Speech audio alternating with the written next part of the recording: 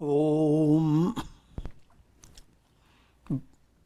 Vasudeva Sutam Devam Kansachanuramardanam Devaki Paramanandam Krishnam Bande Jagadgurum. Om. Adorations to Lord Krishna, the preceptor of the universe, destroyer of the forces of darkness, and bestower of immortality.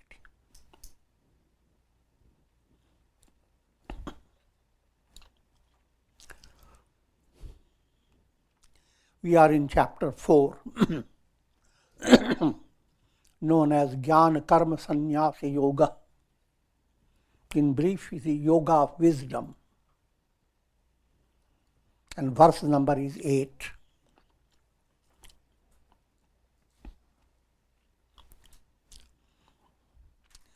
And the topic is profound. The topic is avatar of God.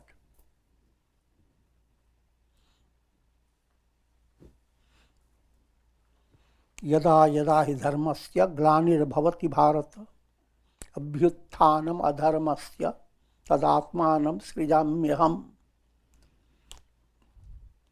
Whenever dharma declines and there is rise of adharma, negative qualities, demoniac qualities, Krishna says, I incarnate in every yuga to bring about balance, to destroy the demons and let the dharma win. This statement is the very purpose of the entire creation. Creation has not been worked out by God just to keep the souls in torture.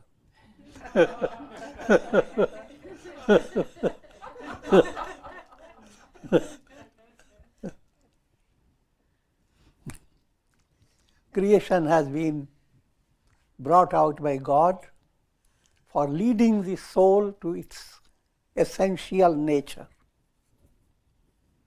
So, Avatara study has to be very profound. Two ways you have to understand avatar. From a very practical point of view,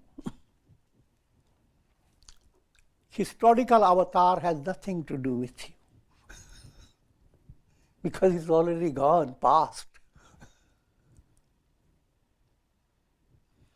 So you don't wait for another avatar to help you out of this world process.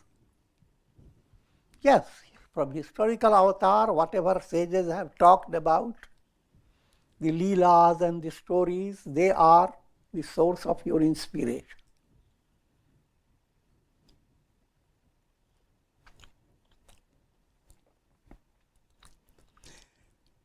Looking at mankind, human society,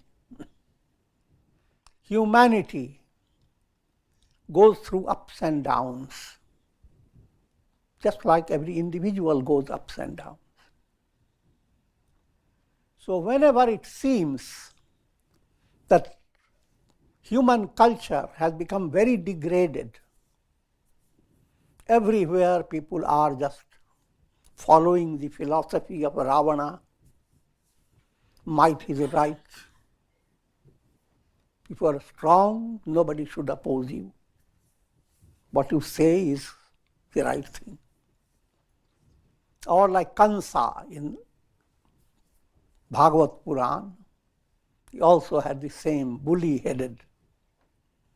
When a bully-headed power begins to rule the world, something great happens.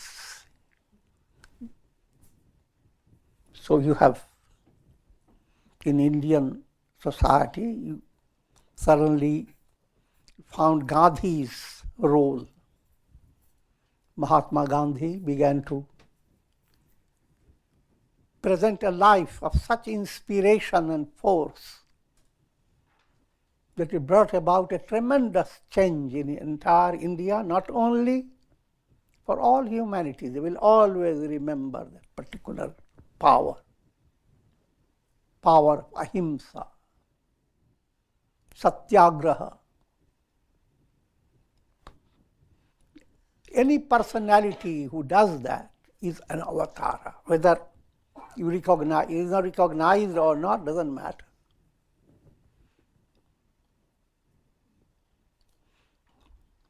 And that goes on to give you a scriptural understanding. There are 4 types of avatara: Leela avatar, Ansha avatar, Avesha avatar, Purna avatar. Understood it? Leela avatar,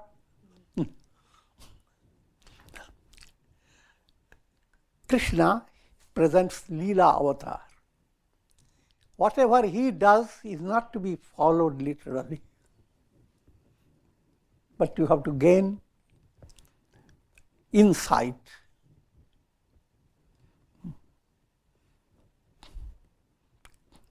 Krishna begins his life with stealing butter. But that's not the teaching you have to receive from him.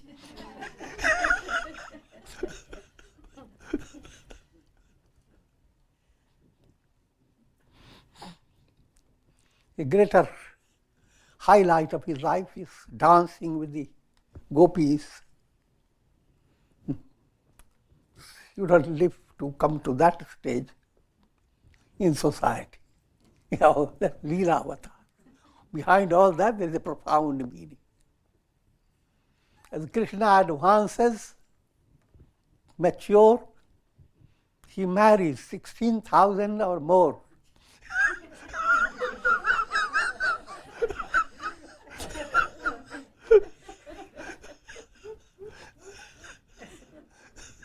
This is not to be followed. I can't follow it either. So,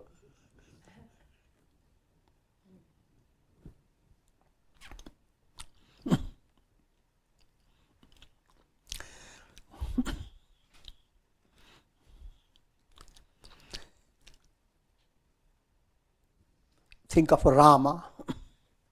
Rama avatar. Here,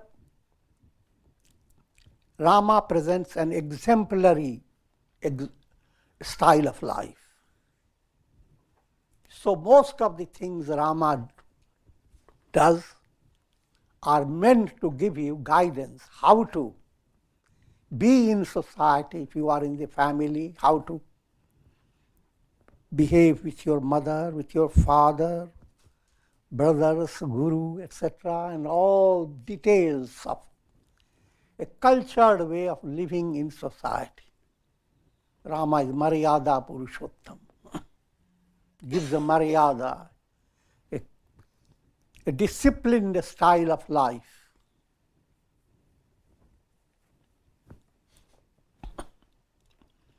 Then there are avatars that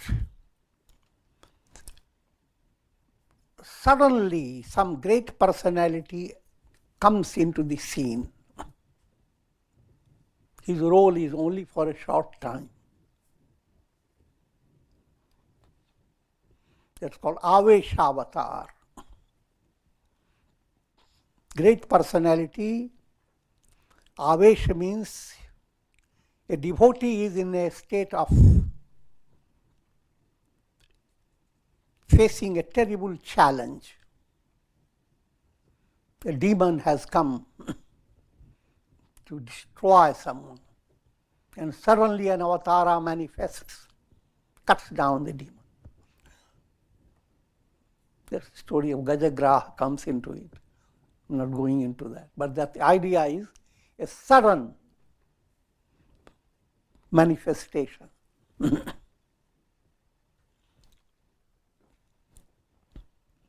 Since I mentioned Gajagraha, The story is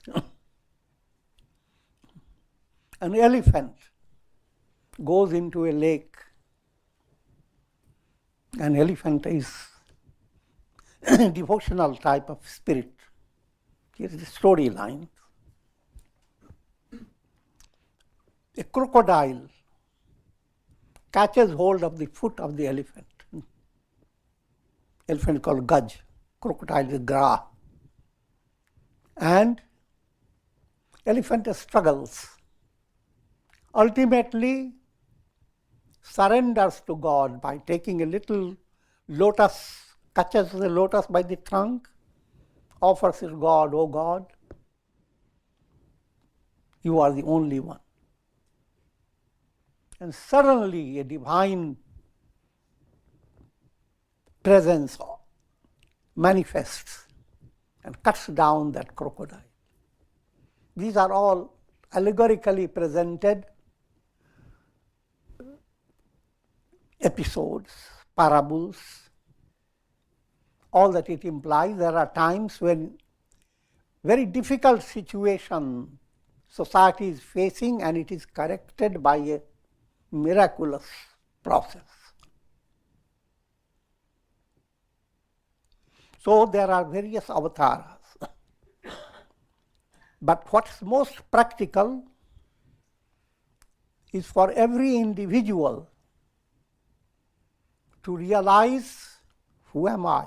Realize the self-realization is two-aspected movement.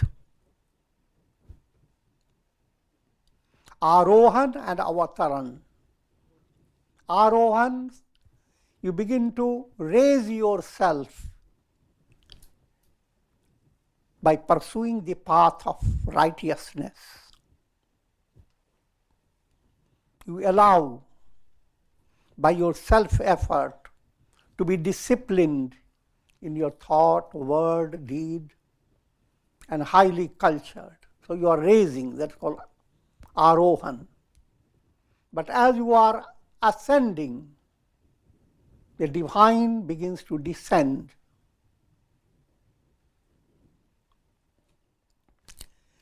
Put it in a simple way. When you open the window, go upstairs, open the window, you are ascending. You open, the light comes in. The light is up there, but it descends, bows down to you. So that type of allegorical picture is involved when we say Arohan and Avataran.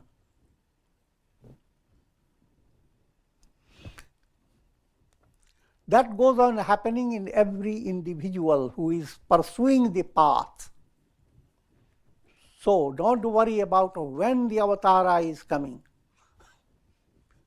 Be focused on attaining enlightenment. Enlightenment is realizing I am Brahman. So your I am advances. I am not the body, I am not the mind. Your I am understanding is raised, like you are ascending.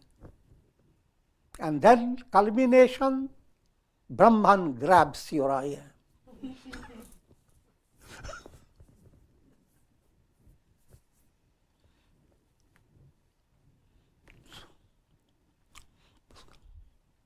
So that type of avatara is the one that you have to focus on. Otherwise, it becomes a suspenseful,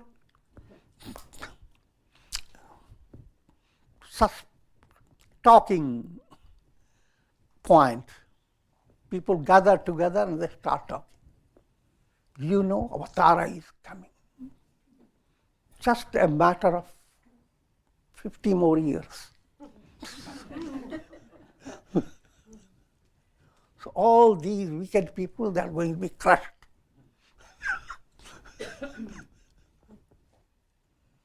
And when he comes, he is going to bring some special weapons that people don't know at all.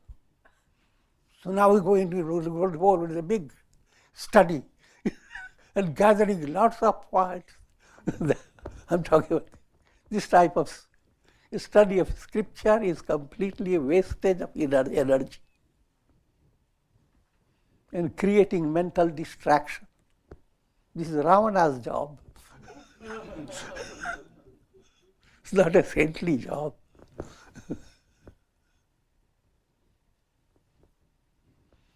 And come to another way to understand.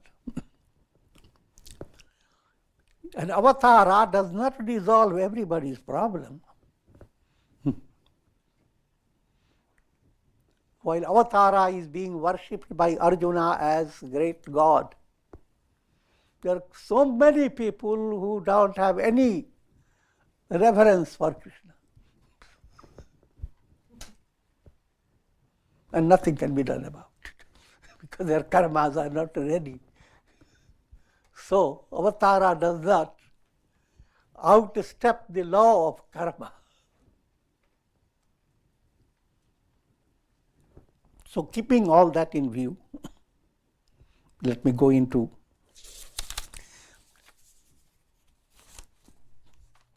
paritranaya sadhunam vinashaya cha duskritam dharma sansthapanarthaya sambhavami yuge yuge.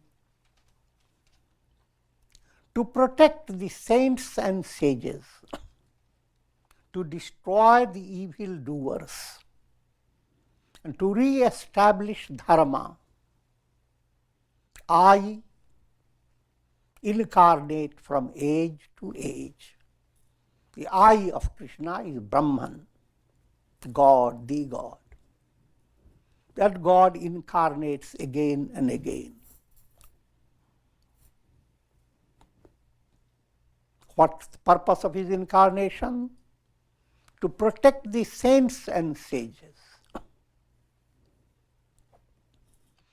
Statement is allegorical statement.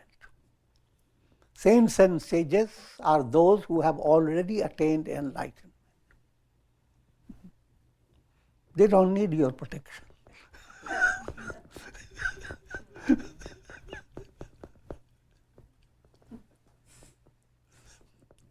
But all those who are involved in being saints and sages, that is the divine purpose behind creation.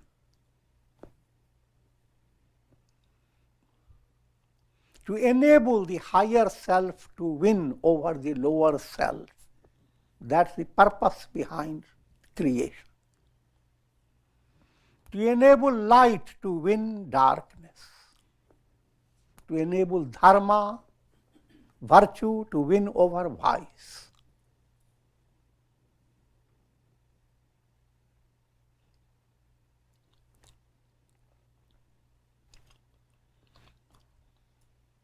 And saintly movement implies you are developing divine qualities. Practice of charity, generosity, humility, goodness of your heart, compassion, friendliness. All divine qualities as you develop. This is saintly qualities.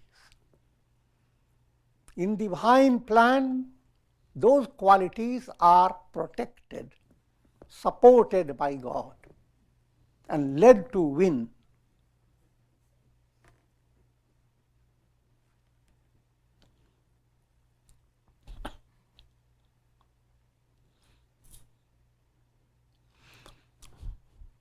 Paritranaya sadhunam. The word sadhu. Sa is sat, absolute truth. Adhu, soul that is devoted to sat, aradhana. When the soul within you becomes deeply involved in realizing the sat, absolute existence, absolute God. So, God realized soul is called sadhu. Another name is popular, God realized one is called sant. And it goes into English, saint.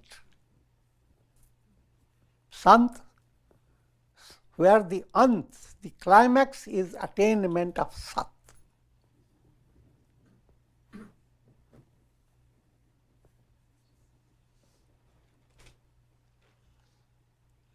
So, all those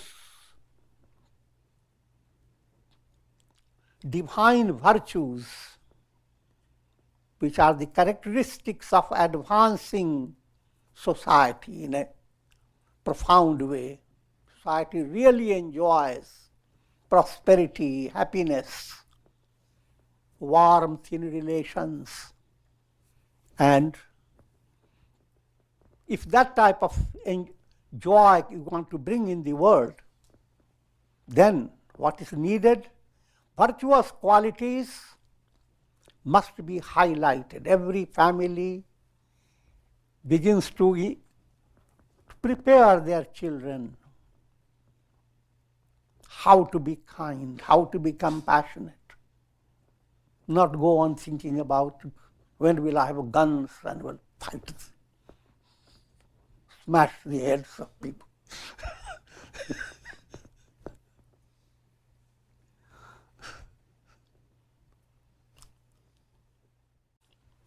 Now, what's the purpose of incarnation? The purpose of incarnation has to be adopted by every aspirant. Don't wait until you are avatara.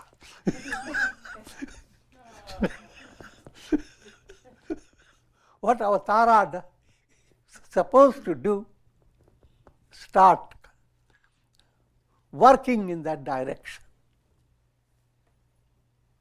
Grow in the image of God. And what is the image? Paritranaya sadhunam. Always see that you do not build up an atmosphere where saintly qualities are ignored.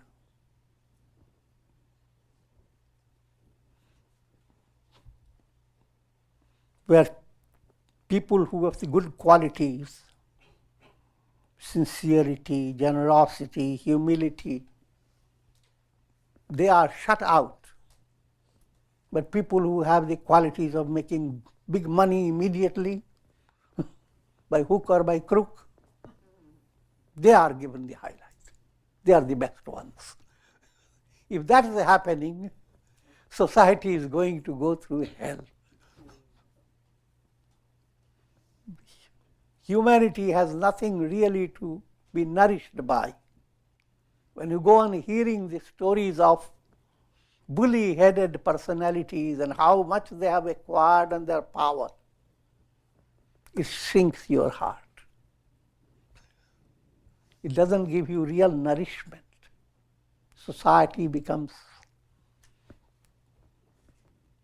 in a feminine state, which means they're not having nourishment. But even few people giving example of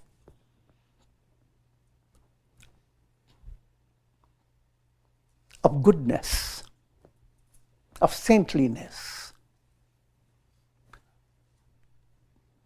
even little acts of kindness and compassion, that society holds it like a treasure and goes on getting inspired by it.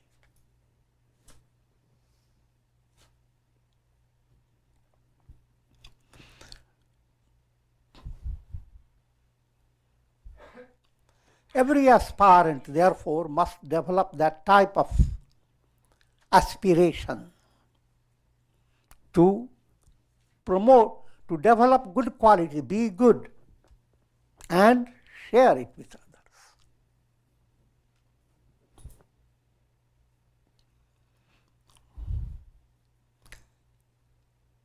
Promoting good qualities, that's paritranaya sadhuna.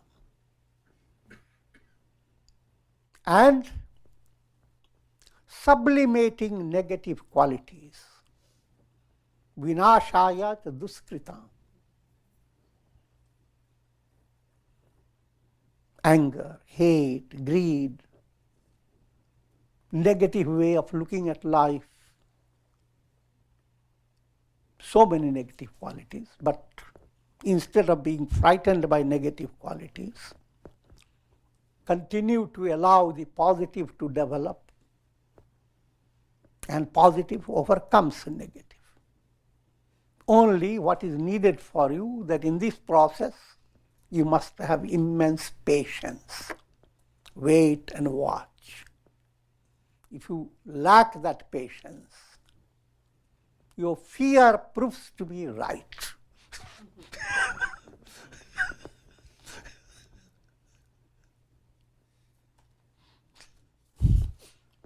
Keeping that in view, dharma sanstharpanarthaya, dharma term, dharanat dharmam iti. Dharma is the very support. Dharana term means one that supports you. Dharana karna, sustains you. Your life without dharma has no purpose. It is a purposeless life. Dharma enters in your personality and you begin to enjoy dharma-based strength, dharma-based happiness. Now you have a support, a sustenance in your living process. So that's called dharma. Remember, the four purposes in life: dharma, artha, kama, and moksha. Dharma is that ethical value which is the foundation of your spiritual progress. Artha, all material resources. You always need material resources. At least you need an iPad.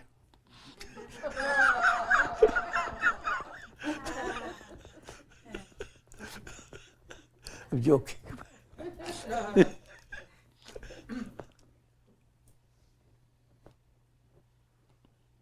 Kama, you need interaction with people.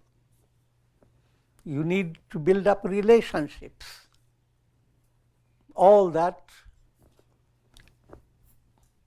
But if dharma is the basis, then everything that you are doing will be qualitative. If dharma is not there, everything you will be doing will be quantitative.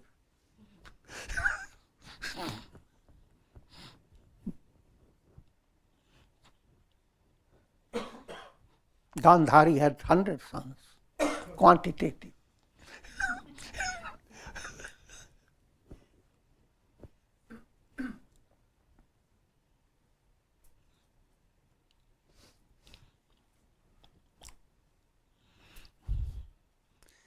And keeping this in view, an avatara, when you read story of any avatara, that story has countless variations.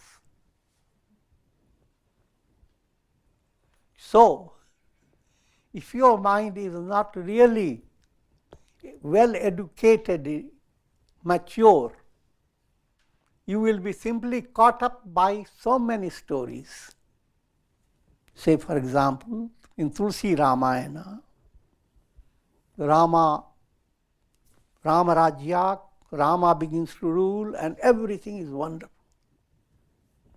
In Valmiki Ramayana, after some rulership, a washerman begins to talk against Sita.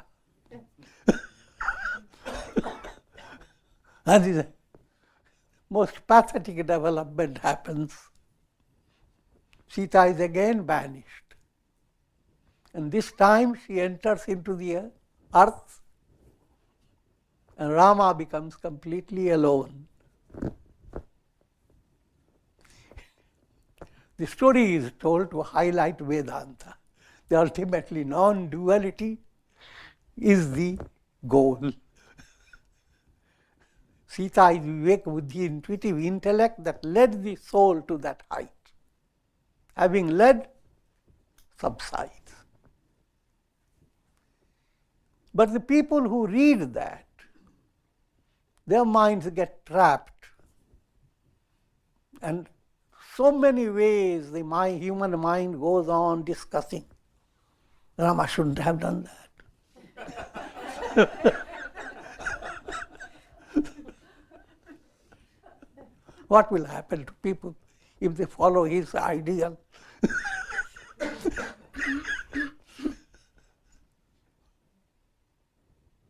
So, Nana Bhati Rama Avatara, Ramayan Satkoti Apara. Tulsidas says that Rama's avatar has been many types. Satkoti, millions of types. Kalapabhed, they describe, because times change of changing times. At one time, in ancient time, Rama avatar, it repeats again. The world is a constant repeat. Human beings go through the same process for attaining enlightenment. The process they adopted 100 years ago, they adopt the same. 100 years later, they will adopt the same.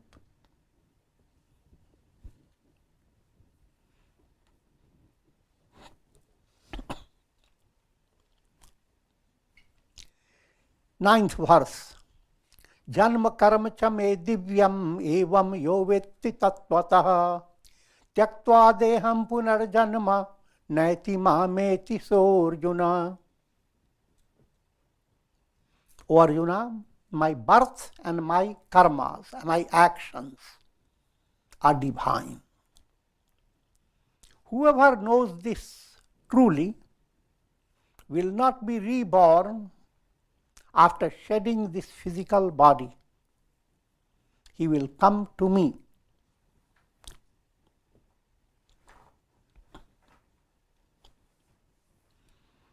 In the previous verse, we have heard Krishna had said to Arjuna that you and me have gone through countless embodiments.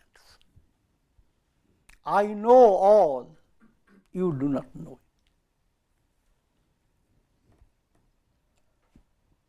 Subtle point here is, every individual soul is being led by Ishvara, God, as if Ishvara and Jiva are there always in every individual.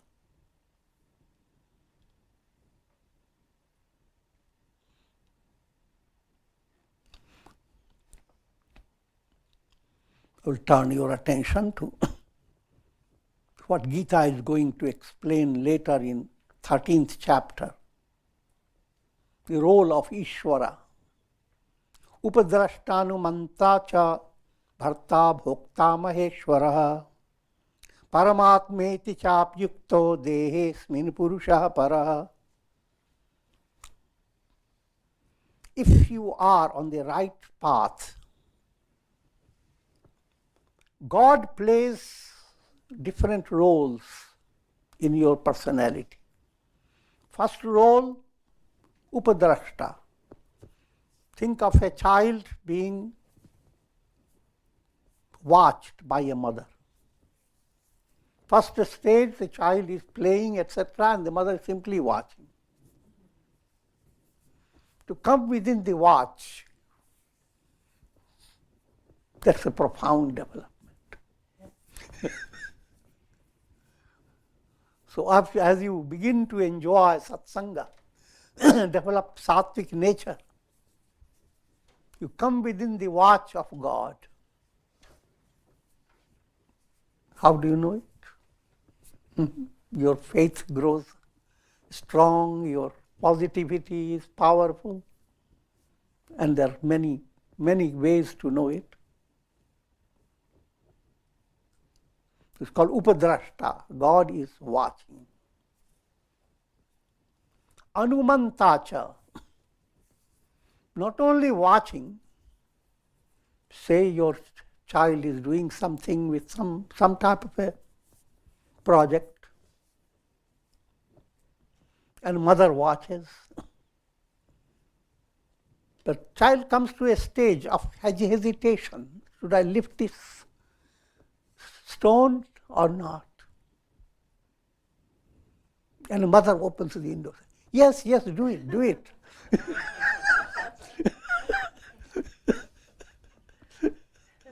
That's called Anumanta. You are approving.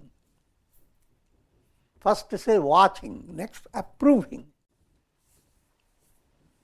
You are given a divine patting. Shabash.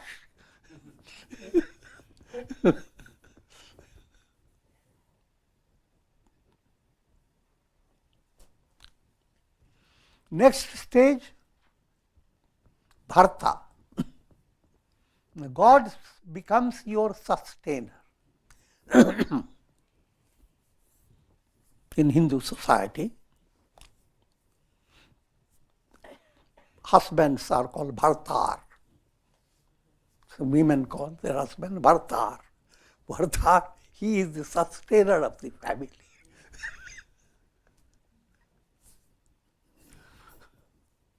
God becomes the sustainer of your personality. He becomes your Bhartar. Bharta.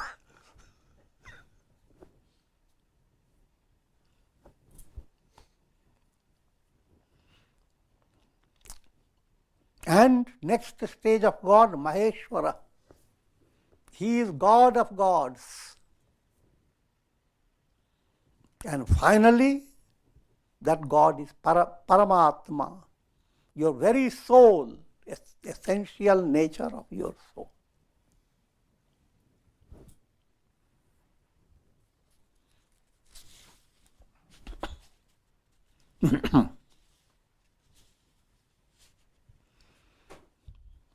So whoever knows this truly, whoever becomes aware of this divine movement, will not be reborn after shedding this physical body. Firstly, he doesn't have to shed the physical body. He will attain enlightenment in this very life. But if due to certain obstacles he didn't, he has not lived in vain.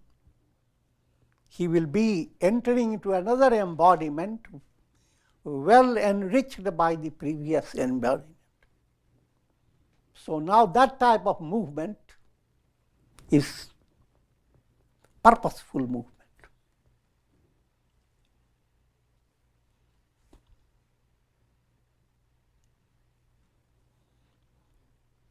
And your goal is you will not be reborn again. No more. Say goodbye to the world process. Farewell. Never again.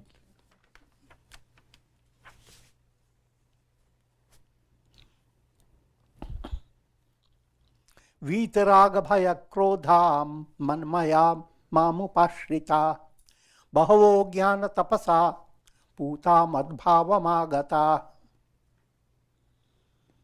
Free from attachment, fear and anger, with their minds absorbed in me, purified by the austerity of wisdom, many have attained my being.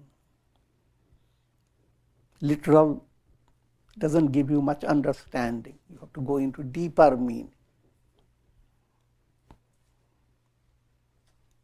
Vitaraga bhaya krodha.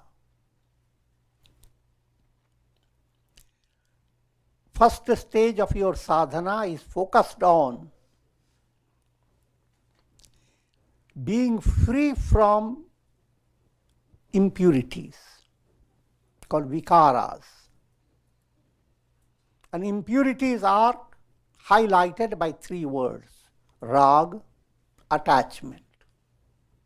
The more you are dependent upon the world for your happiness, greater is your sensitivity, greater is your movement towards anger and fear.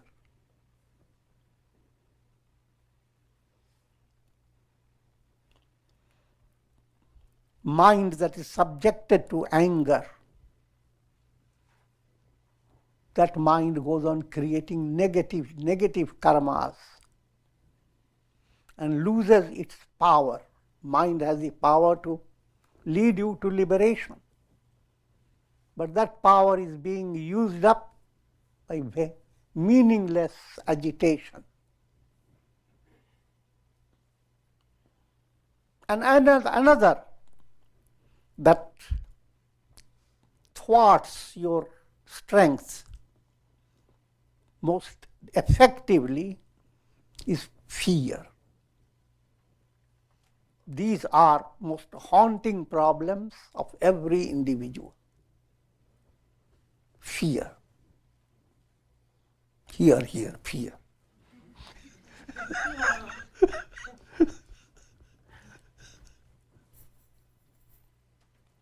Attachment, fear, and anger.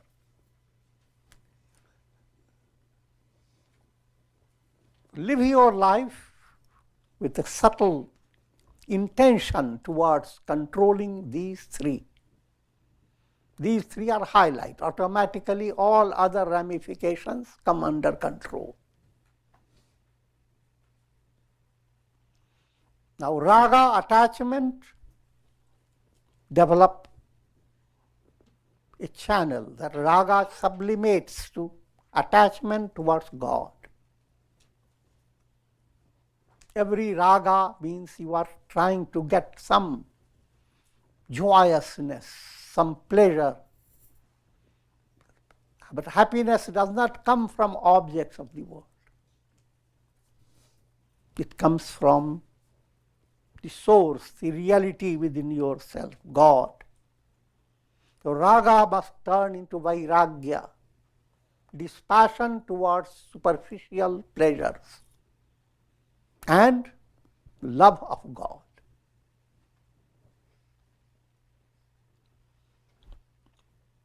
And fear must become restricted only towards negative karmas. Each time you are inclined to do this, fears should spring up in your heart. You are going to injure your fingers, and viruses are going to put you in a viral state.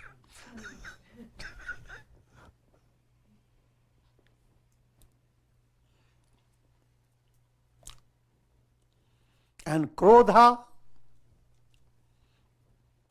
has to be sublimated into kshama, no agitation.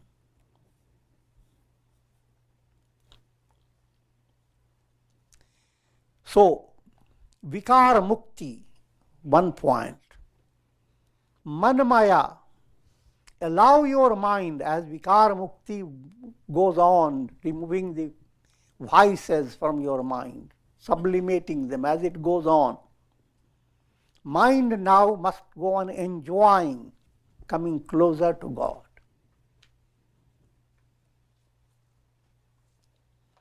Manmaya, as if you are diving into ocean-like presence of God. Not to be drowned.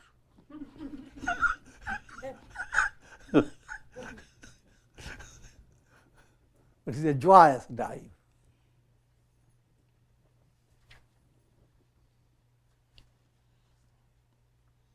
And have only one support deep down in your heart. Mamupashita. God is your support.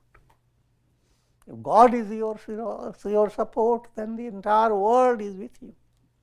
Jako rakhe saaki saiyan, mari na saki hai koi. If God has become your protector, the entire world can do anything about it.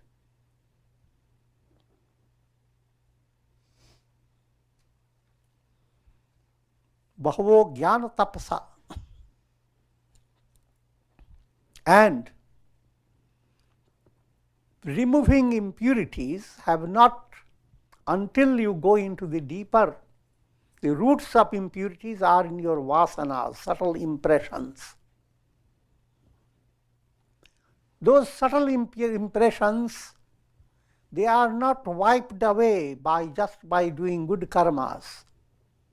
They are removed by your understanding. There are many impressions in your unconscious based on misunderstanding. And they can be cured only by understanding process. And that movement is called jnana tapasa. You are using jnana as purifying austerity. And that's the advanced level of movement towards purification. Purification brought about by understanding. Understanding, who am I? Not intellectual type of understanding, it's purified intellect begins to understand.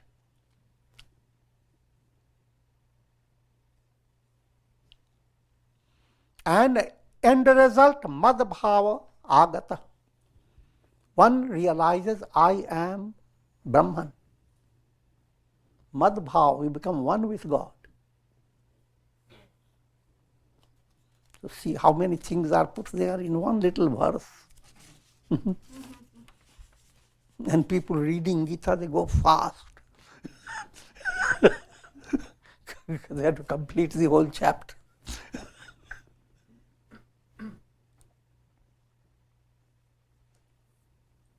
Ye yatha mam prapadyante tanstataiva bhajamyam mam vartmanu vartante manushya partha sarvasha.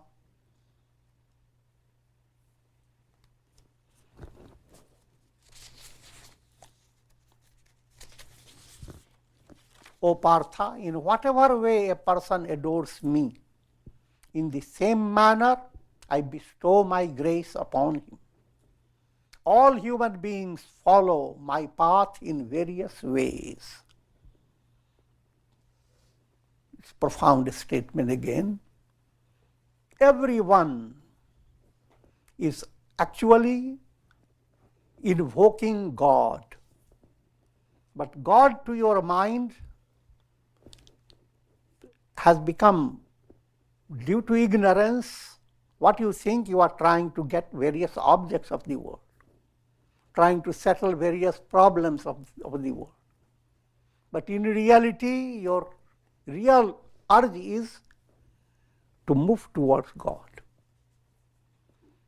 Keeping that in view, now whatever aspirate desire enters your mind, and your adoring process, if it is strong, you are led to fulfill your desire. Whatever, that God becomes the source of fulfilling all your desires. If you are worshipping Lakshmi Devi for wealth, now God becomes your deity, confers you wealth. Worshipping for passing examination, or for some type of a intellectual success, you worship Saraswati Devi. You worship same God with so many different names, and God does not frustrate you. No matter who you are worshipping, God through that channel matches up with your aspiration. With this I am concluding. Om Purnamadaha Purnamidam Purnat Purnamudachyate Purnasya Purnamadaya Purnamevavashishyate. Om Shanti Shanti Shanti.